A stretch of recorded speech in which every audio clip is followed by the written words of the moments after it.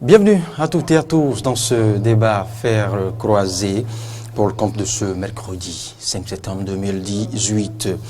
Au menu de ce débat, le recadrage du droit de grève au Bénin, les fonctionnaires contraints à 10 jours de grève. L'exercice sera fait ce jour par M. Paulin Vissot, il est juriste et analyste politique. Bonjour. Bonjour. M. Vissot. Bonjour. Face à vous, Omar Salouf, rédacteur en chef du quotidien Émergence Info. Bonjour Omar. Bonjour Loris, bonjour à toutes et à tous. Alors, à l'entame, une première interrogation. Quelle sera la prochaine loi qui sera votée, la prochaine loi au menu des plénières à l'Assemblée nationale, qui sera votée bien évidemment? Eh bien, seul l'ordre du jour des plénières, me direz-vous, contient justement la réponse à cette question. Mais il est d'autres, sinon une principale réponse que vous avez, vous, et comme nous autres sur ce plateau. Il y a une réponse qui ne fait l'ombre pas du tout du moindre doute. C'est bien qu'elle passera, cette loi, à l'image d'autres. Plus aucune loi, vous l'avez constaté comme nous, ne résiste depuis quelques semaines à la très confortable, à la bien solide, à la très soudée et efficace majorité parlementaire. Et ce fut le cas ce mardi 4 septembre 2018 à l'Assemblée nationale. La loi 2018-34 modifiant et complétant la loi 2001-09 du 21 juillet portant exercice du droit de grève en République du Bénin est adoptée. Et l'autre interrogation, sera-t-elle déclarée conforme à la loi fondamentale? Sera-t-elle promulguée? Et pourquoi en est-on arrivé à cette extrémité? Sur cela, des questions qui seront posées à nos deux invités. Je démarre par vous, Paulin Vissot. Comment, sinon pourquoi en est-on arrivé là? Alors, comment la question me paraît un peu embarrassante, mais je vais essayer quand même de faire l'exercice. Non, je crois que le législateur béninois est cohérent dans sa démarche. Avec cette législature, ce n'est pas la première fois que on a observé une volonté de pouvoir, on va dire, recadrer la façon dont nous allons en grève au Bénin. Donc, j'observe que cette loi est la suite logique de la volonté déjà exprimée par le législateur béninois. Maintenant, est-ce que quelles seront les implications de ce vote? Je suppose que le contrôle de conformité sera fait et que la Cour constitutionnelle va la déclarer conforme à la Constitution. Comme elle peut ne pas. Comme elle peut ne pas le faire, justement, puisque ce sont des étapes quand même incontournables. Il faut forcément passer par ces étapes-là. Donc, quelles sont les implications? On va peut-être en parler de fond. Mais moi, je note la cohérence. Il y a certains principes qui sont restés, qui sont demeurés, à savoir la possibilité de restreindre le droit de grève, parce que il y a une certaine théorie ou une tendance dans le pays qui estime que le droit de grève serait un droit absolu au point de ne pas pouvoir faire l'objet de restrictions. Tel n'est pas mon avis, parce que il n'y a aucun droit, mais alors absolument aucun droit, qui soit assez absolu au point où il n'admet pas de restrictions. Même le droit à la vie, dans certains cas, on peut restreindre à ce droit-là, dans certains cas. Donc, je considère que ce sont des députés, des gens qui sont dans leur attribution constitutionnelle, ce n'est pas des journalistes qui ont voté, voilà. Donc, à partir de ce moment-là, on attend la suite. Les journalistes ne votent pas non plus. Voilà, donc c'est pour dire que l'institution habilitée à poser cet acte-là l'a fait, donc nous attendons la suite. C'est tout ce que je peux dire de façon liminaire. D'accord. Omar, que dire de l'opportunité de cette loi? Bon, avant tout propos, je tiens quand même à saluer les travailleurs béninois, tous travailleurs de tous ordres et de tous secteurs, qui travaillent pour ce pays en général. Le travail, par définition, on dit que c'est le service. C'est le service. Il faut rendre le service. Ce service-là, c'est à autrui. Le service à autrui, c'est-à-dire que il faut travailler de sorte à garantir la satisfaction de celui à qui on travaille. On fait le travail. Et l'autre chose aussi, c'est que quand on travaille, c'est pour son épanouissement personnel, mais c'est aussi pour l'épanouissement de tous, de toute la nation. Dans cet ordre-là, je dis que puisque le travail étant un service, et l'épanouissement de toute la nation doit primer sur son épanouissement personnel. Et la grève étant un moyen par lequel il faut réclamer ses droits, cette grève-là ne doit pas être en même temps un moyen pour empêcher le service qu'il faut rendre à la nation. Le débat était vibrant, était houleux par endroits. La grève, faut-il la supprimer ou la restreindre? Finalement, c'est à une restriction on assiste. 10 jours, 20 jours, 30 jours dans l'année, c'était des options. Mais le législateur a pris l'option d'en arriver à 10 jours. Maintenant, l'opportunité, je pense que c'est opportun de restreindre la grève, en ce sens qu'on donne souvent l'exemple des pays asiatiques où quand eux autres ils vont en grève, c'est que c'est là ils produisent davantage, ils produisent excessivement, ils sont acharnés au travail et tout.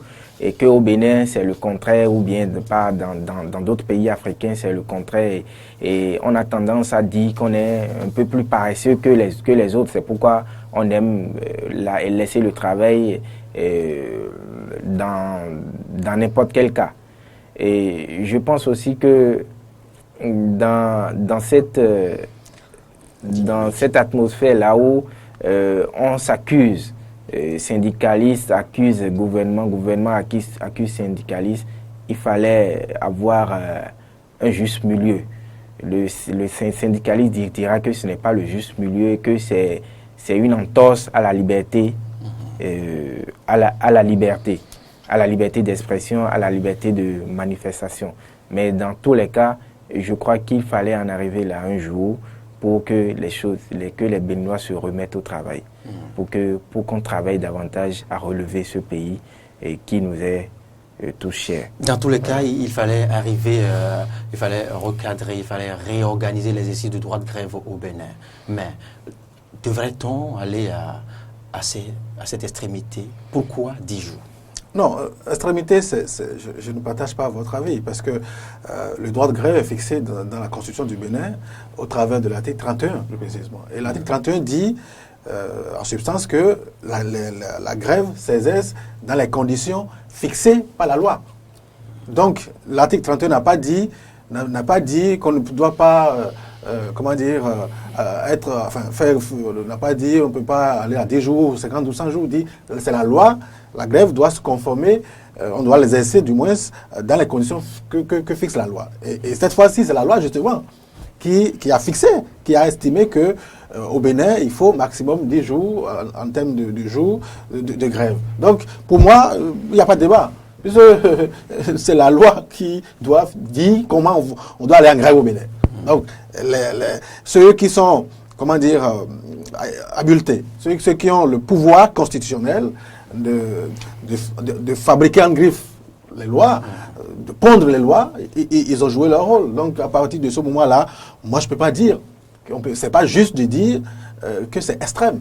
Parce que c'est la loi qui l'a dit, donc on est obligé de se soumettre à la loi. On peut évidemment donner son avis, mais il n'y a pas de violation de la Constitution, puisque elle-même a dit, en son article 31, que c'est la loi qui définit les conditions. Autre chose qui moi m'a plu, je parlais tout à l'heure dans ma première prise de parole de cohérence. C'est le principe de la réquisition d'un certain nombre de fonctionnaires qui est quand même été rétabli. Ce principe a été rétabli. Parce que on a vu dans ce pays où... Vous parlez du service minimum. Exactement. Parce qu'on ne peut pas comprendre que, oui, vous voulez réclamer de meilleures conditions de vie, de travail, c'est tout à fait légitime, tout à fait légal aussi, mais on ne peut pas priver les compatriotes du minimum, du service, parfois vitaux, dont ils ont besoin pour quand même survivre. Donc ce principe de la réquisition a été retenu, a été réhabilité dans cette nouvelle loi. Je trouve que c'est une bonne chose. Maintenant, si on doit aller aux sources des grèves, on ne peut pas, c'est évident qu'aussi bien pouvoir exécutif et syndicalistes, ils ont les responsabilités. Parce que c'est souvent par défaut d'anticipation sur la résolution des problèmes posés. Et parfois aussi, l'acteur politique se fait prendre à son propre piège. On fait des promesses qui sont parfois consignées, matérialisées dans des documents, mais une fois au pouvoir, on se refuse de les exécuter, de les respecter. L'autre chose aussi, c'est le train de vie de l'État. C'est le train de vie de l'État, parce que lorsque vous êtes chef de famille et que vous dites à vos enfants qu'il n'y a pas de l'argent, qu'il n'y a pas de viande dans la sauce, mais que tous les jours, ils vous voient sortir de l'argent, dépenser, vous habiller de façon excessivement chère, vous dépensez devant eux, ben, ils auront des difficultés à croire que, effectivement, en tant que chef de famille, vous n'avez pas les ressources. Donc, je pense que de toutes parts, aussi bien pouvoir exécutif et les syndicalistes, ils ont des efforts à faire. Il faut réduire le train de vie de l'État. Ça, c'est important. Les salaires politiques, il faut pouvoir, disons, les fixer de façon à tenir compte des vis-à-vis, c'est-à-dire syndicalistes, pour qu'il n'y ait pas trop de gap, d'éléments de disparité qui puissent susciter la colère. Voilà. Donc, moi, je pense que tout le monde est d'accord que les effets de la grève sont parfois néfastes, dévastateurs, périlleux pour l'avenir de nos enfants. Vous avez vu les derniers résultats des examens, ce n'est pas gai.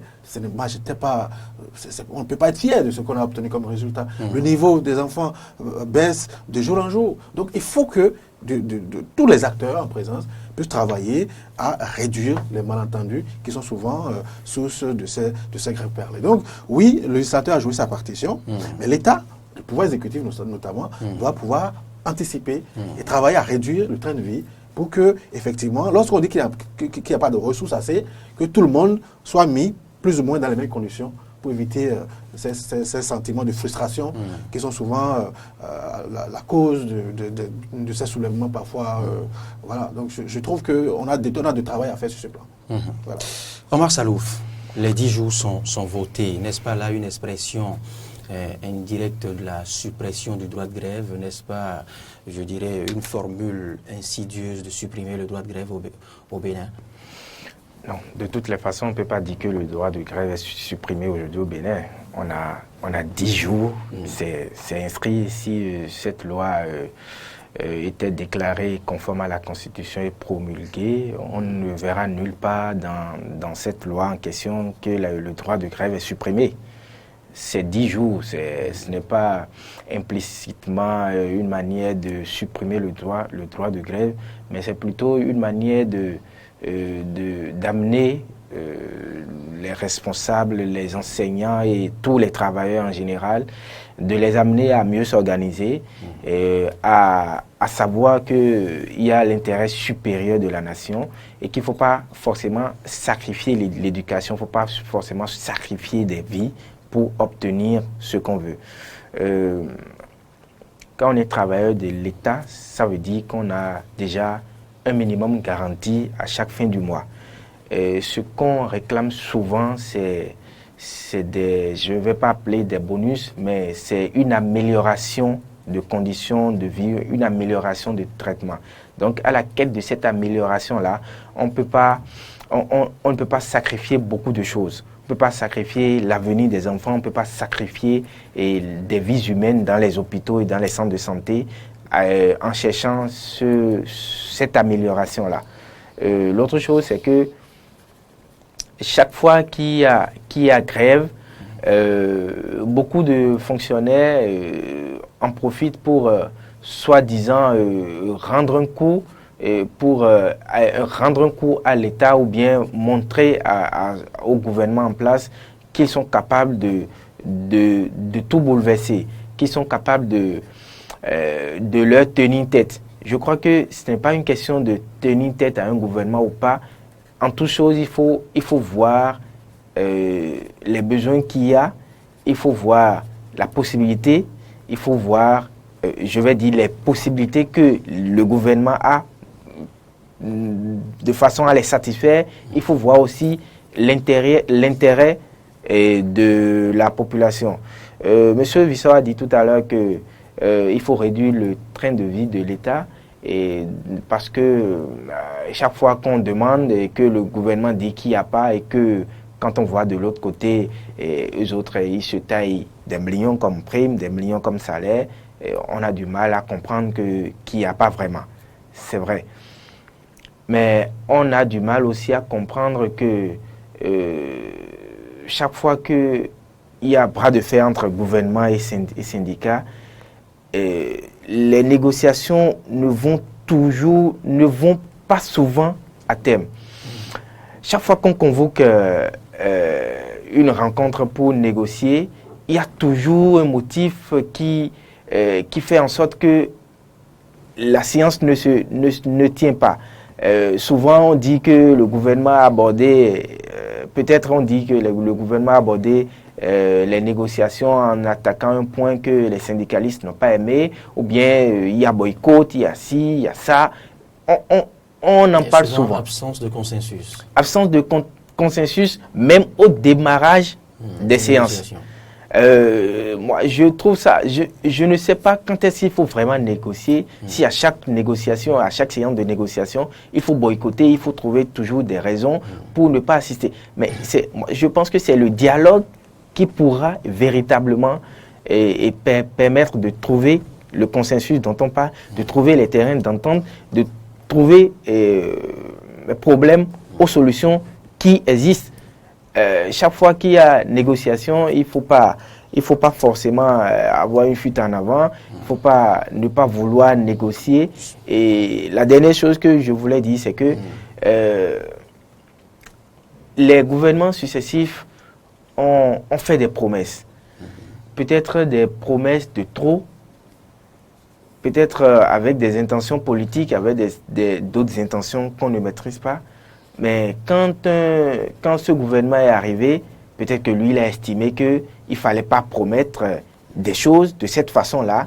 Il fallait regarder dans la casserole avant de promettre la quantité, une certaine quantité de choses. Donc, ce gouvernement a voulu remettre en cause par endroits certaines promesses faites par le gouvernement défunt. C'est ça ça fait partie aussi des choses qui ont augmenté la colère des travailleurs. Remettre en cause de cette façon, est-ce que c'est normal ou pas? C'est là une vraie question. Mais dans tous les cas, il faut quand même aussi satisfaire les travailleurs qui ont besoin que leurs conditions soient améliorées. Oui. Pour Vissot, le gouvernement, à travers ce test de loi, privilégie, je dirais, l'intérêt supérieur des citoyens. Vous me diriez-vous, mais c'est pas le gouvernement, c'est l'Assemblée nationale du Bénin. Oui, si vous le voulez. C'est pas si je veux, c'est pas le gouvernement qui a voté la loi. Pour Vissot, je continue la question. Oui, je sais là où vous voulez en venir. Mais je sais que c'est pas le gouvernement qui a voté la loi, c'est l'Assemblée nationale qui l'a voté. Très bien. Et on attend la suite. On s'en tient à ce que c'est voté. Voilà. C'est consommé. Pas l'Assemblée nationale. Très bien. Il n'y a que l'Assemblée qui vote. Absolument. Oui. Mais les sources des lois peuvent provenir d'ailleurs. Oui, maintenant, ce n'est qu'un projet. Et donc l'Assemblée a la latitude, n'est-ce pas, de le rejeter, ce projet-là. À partir du moment où c'est parti, et que l'Assemblée l'adopte, l'étudie, le vote, ce projet-là, ben, la responsabilité du gouvernement s'arrête entièrement. Très bien. Donc l'Assemblée assume. Pour l'investisseur, revenons aux 10 jours. Passer les 10 jours de grève sans satisfaction, à quoi doivent s'attendre les travailleurs? Non, je pense que l'esprit, c'est qu'il faut retenir que dans tous les cas, on ne peut pas dépasser les 10 jours de grève. Donc, qu'ils aient satisfaction ou pas, ils sont obligés d'arrêter la grève. Parce que s'ils allaient au-delà, cette grève serait considérée comme abusive et les conséquences juridiques, on le sait, la loi même l'a prévu. Donc, je pense que ce qui est là, il faut que nous puissions comprendre que nous sommes dans un même pays. N'y a-t-il pas là une sorte de pression? Non, il n'y a pas de pression. La loi, l'article 31 de la Constitution, je l'ai dit tout à l'heure, a prévu que la grève s'exerce dans les conditions prévues par la loi. Une loi vient d'être votée pour préciser les conditions dans lesquelles on doit exercer le droit de grève au Bénin. Il n'y a pas de débat. Donc, si on est démocrate, écoutez, la démocratie, ça aussi, c'est règle. C'est exactement comme un match de football où l'arbitre siffle une faute et vous, joueurs, vous estimez qu'il ne doit pas siffler, vous commencez par lui donner des coups de poing. C'est pas possible. Même si, pas extraordinaire, l'arbitre s'est trompé, ben, vous êtes obligé de l'accepter. Ce sont les règles du jeu. Donc, je ne dis pas que c'est à travers le vote de cette loi qu'il n'y a pas de faiblesse ou tout est parfait. Je ne le dis pas. Mais je dis, nous sommes obligés de laisser chaque institution de la République rester dans son couloir de marche. C'est le sens de mon argumentaire. Bon, maintenant, ce qui a été fait là, je ne vois pas ça comme une pression. Il y a comme une large parcelle attribuée à une partie au détriment de l'autre. Non, c'est la partie qui a exercé ce pouvoir-là. C'est la loi qui lui a donné ce pouvoir-là. La loi n'a pas dit... Parce qu'il suffira désormais de les attendre sur ces 10 jours. Oui, mais... Et passer ces 10 jours, gouvernement a le plein pouvoir. Mais attendez, lorsque vous êtes en circulation et qu'on vous dit que lorsque le feu s'allume rouge, vous devez vous arrêter, qu'est-ce que vous faites? Vous allez au travers? Mais c'est la loi qui a dit que là, en circulation, et que vous voyez le feu rouge allumé, vous vous arrêtez. Le vert, vous partez. Ben, si maintenant...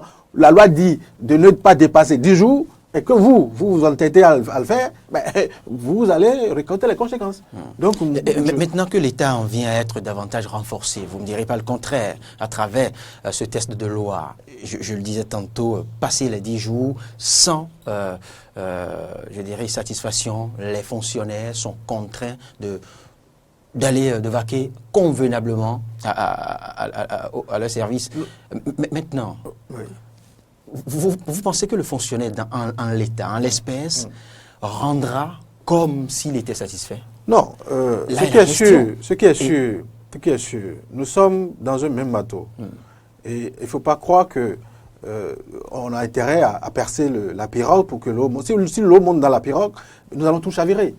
Donc, je pense qu'il faut comprendre l'esprit, à savoir que nous devons limiter au strict minimum, la grève. Parce que justement, tout le monde connaît ses effets. Maintenant, il faut quand même attirer l'aspect. Ce n'est pas seulement... On peut être présent sur les lieux et ne pas pouvoir, faire le travail comme cela se doit. Donc c'est pourquoi je pense qu'il faut beaucoup plus travailler sur les causes de la grève plutôt que de vouloir régenter, penser qu'avec une loi, on peut tout régler. Vous pouvez dire qu'on peut être présent dans la salle et ne pas faire le travail. Ou bien on le fait mal. Ou bien on décide de sacrifier des vies humaines. Donc c'est pourquoi je voudrais en appeler au sens de responsabilité. Ce sont là les autres angles qui semblent échapper aux deux parties. Non, ce n'est pas... Non, il faut... Je ne dirais pas que... Parties, je dirais non, je ne dirais pas que... C'est pour dire quoi? C'est pour dire que le travailleur a mille moyens de pouvoir faire mal s'il entend le faire. Justement. Mais il faut travailler... Tourner aussi aisément. Bien sûr. Il faut travailler à ne pas en arriver à l'étape de faire mal. D'accord? On peut exprimer son mécontentement, on peut réclamer. Et ça, ce n'est pas juste... de notre part, de dire sur ce plateau, ou de laisser croire que les travailleurs vont en grève simplement pour question de prime. Parfois, c'est pour des questions liées à leurs conditions de travail. Ils n'ont pas le matériel. Vous prenez par exemple les agents de santé, parfois des chirurgiens vous diront, nous n'avons pas, lorsque nous voulons opérer, nous sommes obligés d'utiliser des matériels archaïques. Et ça nous expose. Donc, ce n'est pas... On comprend ça. Mais je crois que l'esprit du législateur, c'est de dire...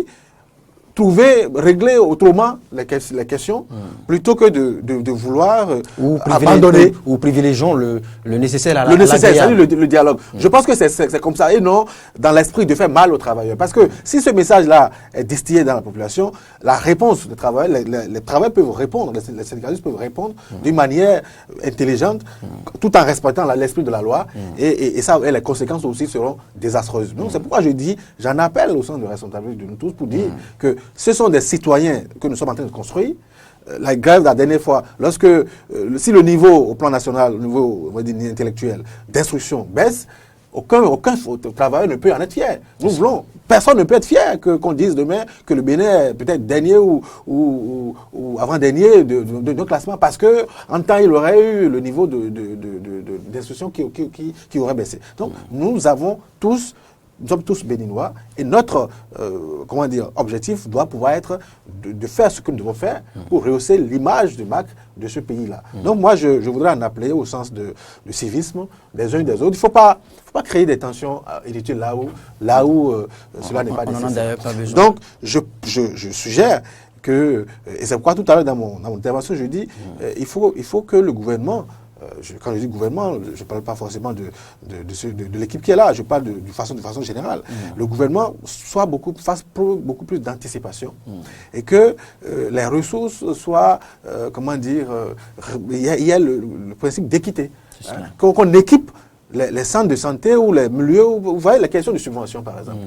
C'est vrai que le gouvernement qui est là, il y a eu beaucoup d'efforts, mais pendant longtemps, qu'est-ce qui se passe? L'État a décidé de ne plus de rendre gratuite l'école à des niveaux donnés. Oui. Mais lorsque vous dites que l'école est gratuite, les chefs d'établissement ont besoin de moyens pour pouvoir faire face à l'administration de l'école. Bien évidemment. Donc des subventions doivent pouvoir être envoyées. Mais on attend pratiquement le beau milieu de l'année scolaire. Oui, on peut régler ça. Ou bien des questions sur lesquelles on aurait pu anticiper, on ne le fait pas. Et c'est après avoir passé des semaines à discuter que finalement on accepte, on adopte une question, on donne une réponse qu'on aurait pu donner il y a 3 semaines. Donc je crois que ce pays, nous devons le construire ensemble. Et pour ça, il ne doit pas avoir d'opposants, n'est-ce pas, pour les questions de développement, les questions devant propulser le Bénin. Des questions d'intérêt commun. D'intérêt commun. Donc je crois que le législateur est dans ce sens, et non, sauf erreur de ma part, de dire fait mal à une catégorie. Parce que ces députés, ils ont des frères, des enfants qui sont travailleurs aussi. Ils ont des proches qui sont des travailleurs, ils sont dans le peuple aussi. Donc je ne pense pas que leur objectif, ce soit de mettre la pression ou de faire mal. C'est peut-être pour dire, oui, nous comprenons que, pour des raisons légitime, vous allez en grève, mais faites en sorte que vous ne dépassez pas des jours. Je crois que c'est ce que je comprends. Omar Salouf, vous évoquiez tantôt les négociations, je dirais, en griffe, l'incapacité des deux parties à poursuivre, à connaître une issue favorable lors des négociations. Alors, ça, c'est en l'absence de ce texte de loi, de cette loi. Maintenant que l'exécutif, et maintenant que tout le monde a connaissance de cette loi qui contraint les fonctionnaires à 10 jours de grève par an, à 10 jours au maximum de grève par an. Alors, cette loi n'aura-t-elle pas d'impact sur les négociations à l'avenir? Oui, des impacts positifs, il faut le préciser, parce que quand on sait qu'on est limité à ce point, à ce nombre de jours, on est obligé de dialoguer. Je ne dis pas que la nouvelle loi est arrivée pour donner des contraintes aux travailleurs au point où ils doivent accepter de dialoguer même s'ils ne sont pas d'accord. Non. Je pense plutôt que pour ne pas excéder les 10 jours, il faut rester plus longtemps autour de la table de négociation. C'est-à-dire, il ne faut pas se lever au moindre couac et dire que non, on ne va pas dialoguer. Et que ce soit gouvernement ou syndicat, ils ont chacun, en ce qui les concerne, intérêt à davantage dialoguer. À davantage dialoguer au point où, si ce n'est pas forcément trouver les solutions tout de suite, mais il faut donner les délais, des garanties aux travailleurs pour qu'ils sachent que dans tel nombre de jours, dans tel nombre de temps, je verrai satisfaction à mes préoccupations, à ce que je suis en train de réclamer. Les revendications, c'est vrai, ne sont pas toujours liées à l'aspect pécuniaire, à l'aspect de prime. Et les conditions de travail, comme l'a rappelé M. Vissor, les conditions de travail en général.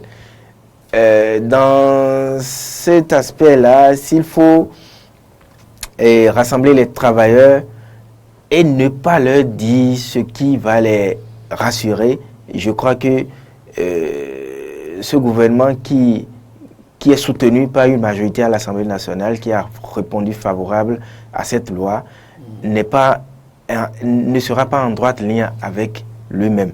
Parce que c'est clair, c'est établi que les conditions de travail sont demeurées archaïques depuis un certain nombre d'années. Mais il faut trouver solution.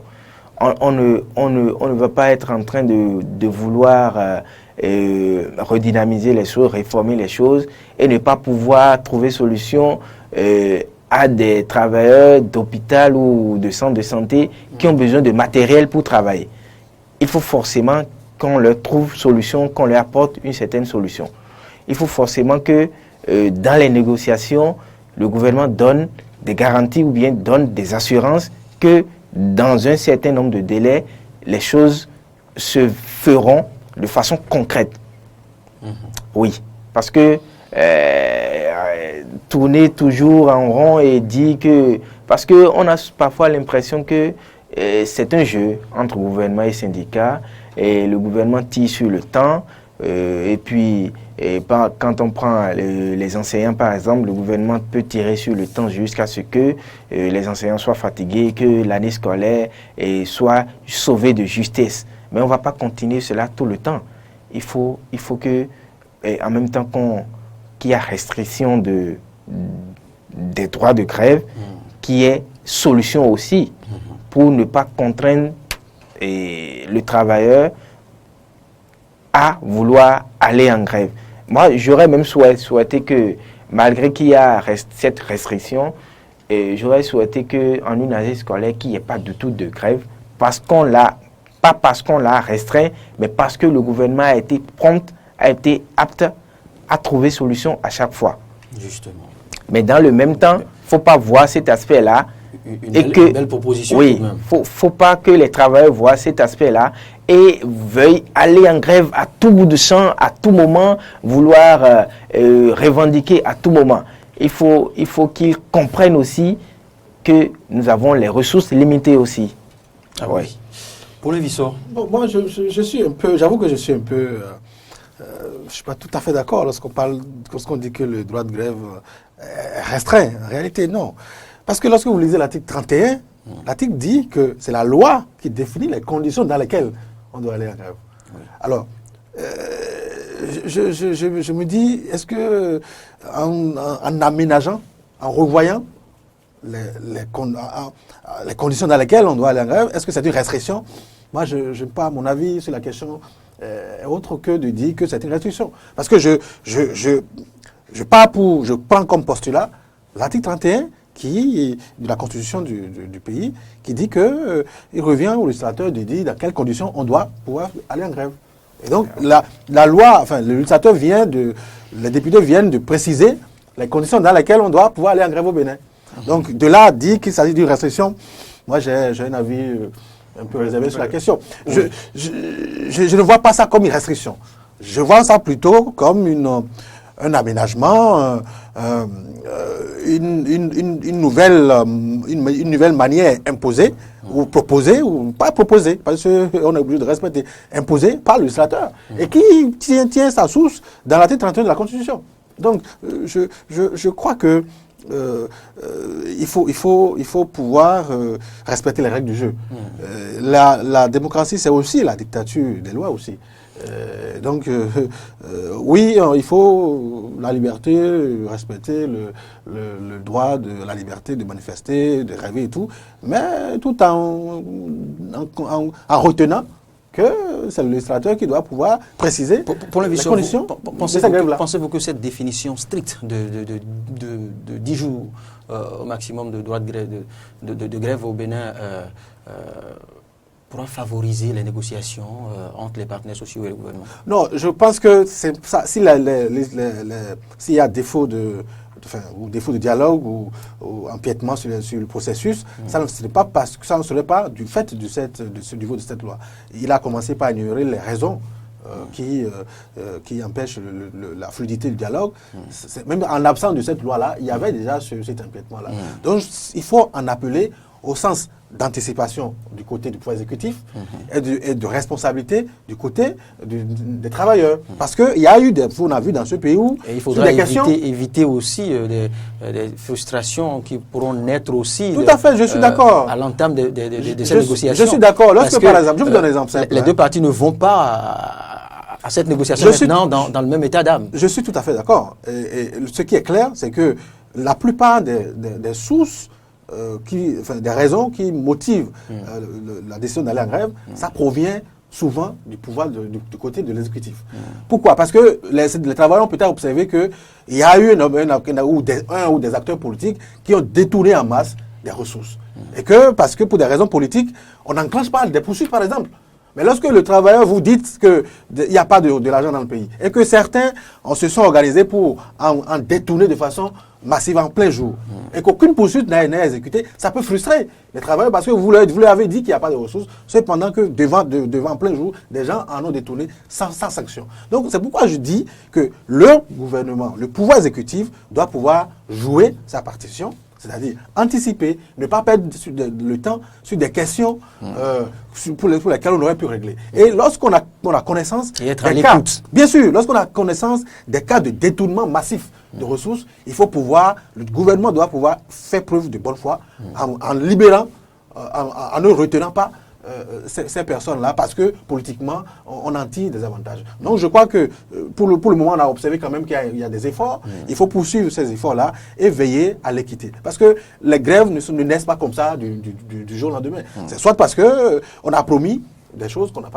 pas exécutées, ou on voit des gens vivre comme s'ils étaient sur une autre planète, alors qu'on dit aux travailleurs qu'ils n'ont pas de moyens. Donc, si on peut veiller à ces détails, je pense que nous aurons moins de grèves et ce n'est que le pays. Parce que ce que nous avons, je ne sais pas si vous avez une autre nationalité, vous, mais moi, je n'ai que la nationalité béninoise.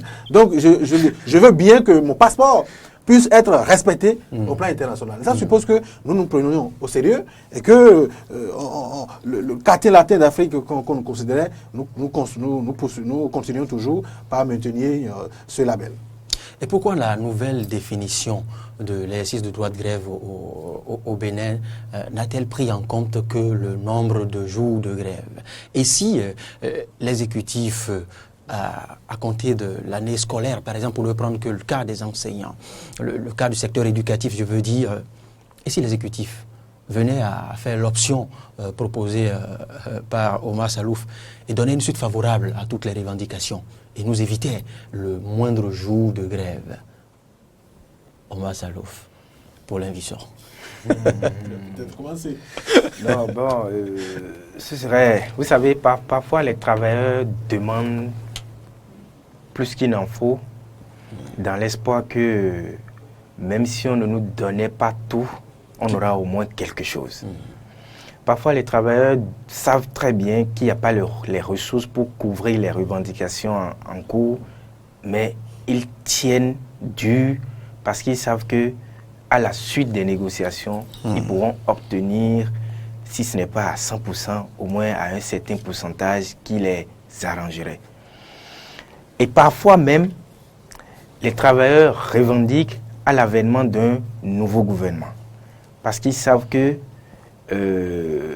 c'est un nouveau gouvernement, il faut lui montrer qu'on est là. Il faut lui montrer qu'on a des problèmes.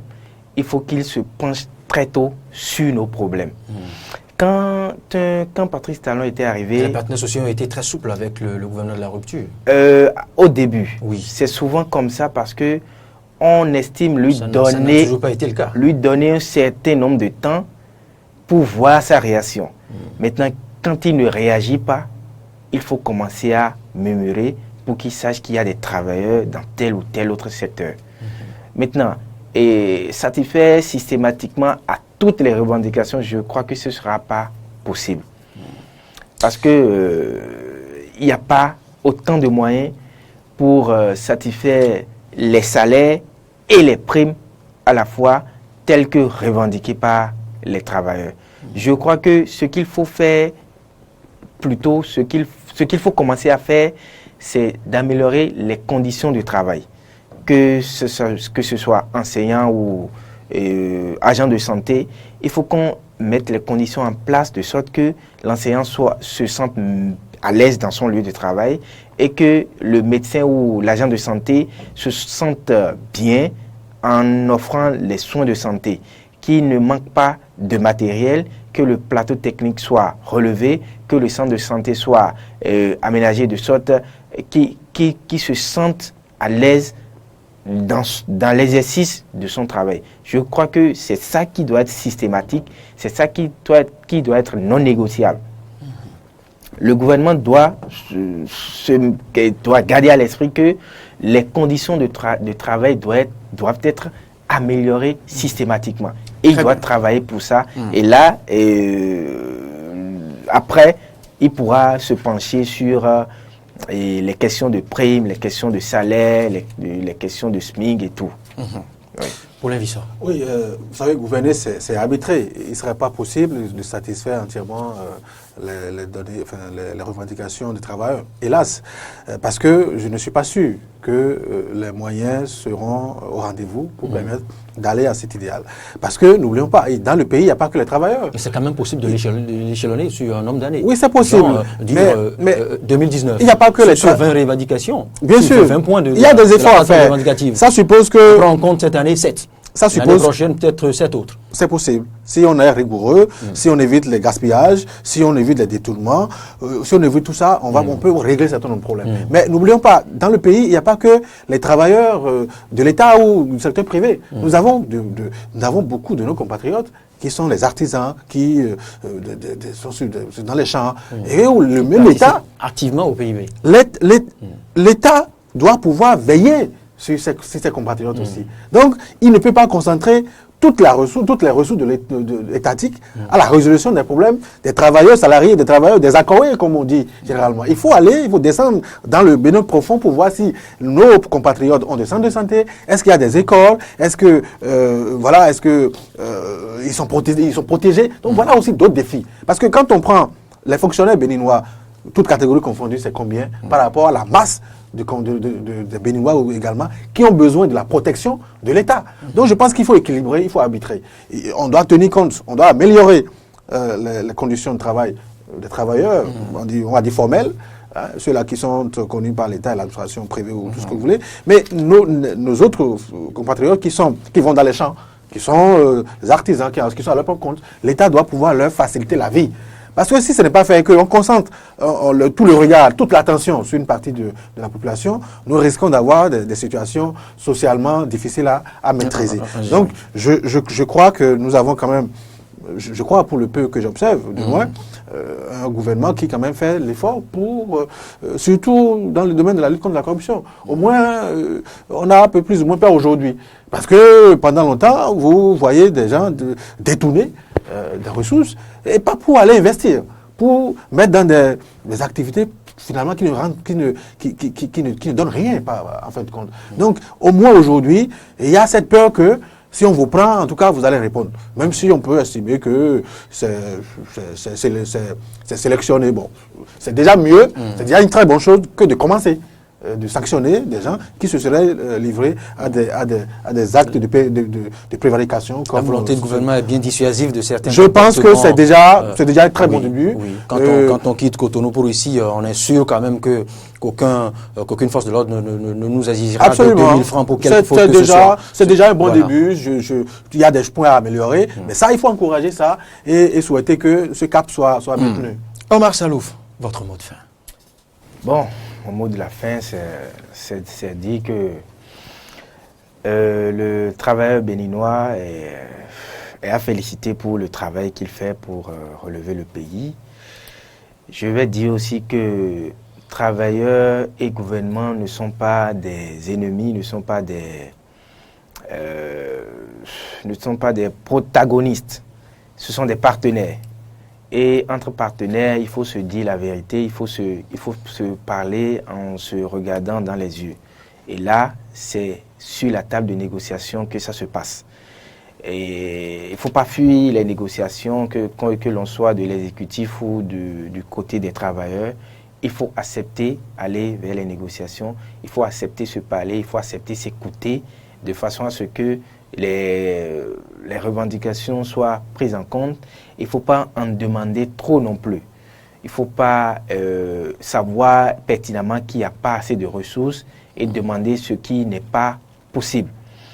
Les travailleurs doivent garder à l'esprit que chaque fois qu'ils se lèvent de chez eux pour aller travailler, c'est pour permettre à l'État d'évoluer, c'est pour permettre à l'État de se tenir debout. C'est vrai que quand le travailleur lambda pense à ces primes, à ces millions que se taillent les gouvernants, il a du mal à comprendre la situation qu'il vit. De toutes les façons, le Bénin nous appartient à nous tous, et ce que font les députés à l'Assemblée nationale, et je ne pense pas que ça doit être vu systématiquement comme... c'est comme si l'Assemblée nationale est devenue une caisse de résonance de l'exécutif et qui fait passer toutes les lois, même les plus meurtrières pour la démocratie.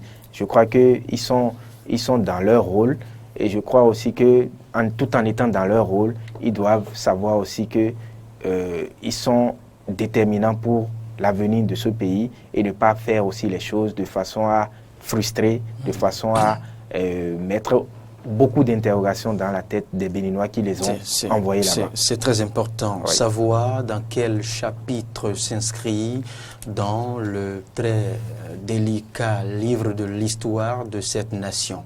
Car l'histoire retient tout. Il n'y a que nous qui oublions. Pour l'invison.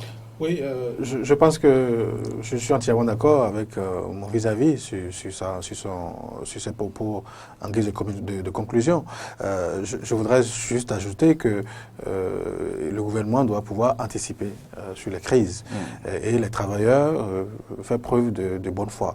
Quand on est partenaire, on se dit la vérité, on est loyal. Lorsqu'on prend des engagements de part et d'autre, on les respecte. Voilà. Et le pouvoir exécutif, dans cette situation, heureusement ou malheureusement, est celui qui doit pouvoir faire plus d'efforts. Parce que, à tort ou à raison, lorsque c'est vous qui gérez la marmite, ben, les gens vont toujours vous soupçonner d'être en train de structurer, voilà. Donc, c'est une suspicion légitime. Donc, celui qui doit faire plus d'efforts, de compréhension, c'est beaucoup plus le pouvoir exécutif.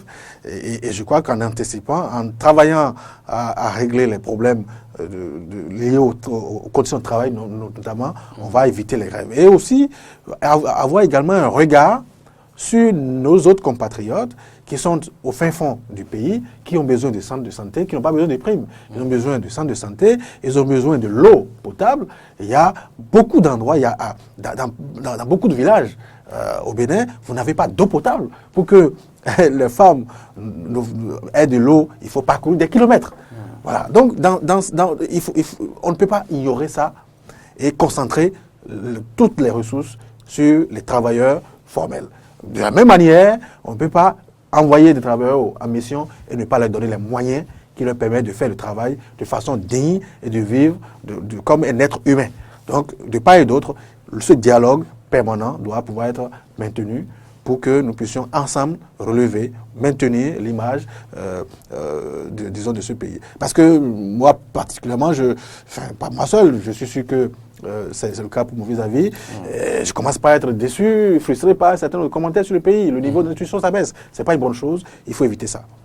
Merci pour l'invison. Merci Omar Salouf. C'était bien évidemment le recadrage du droit de grève au Bénin. Les fonctionnaires contraints à un maximum de 10 jours de grève au cours d'une année. Merci pour l'investisseur. Vous êtes juriste et analyste politique. Face à vous, c'est Omar Salouf, le rédacteur en chef du quotidien Émergence, l'Émergence Info.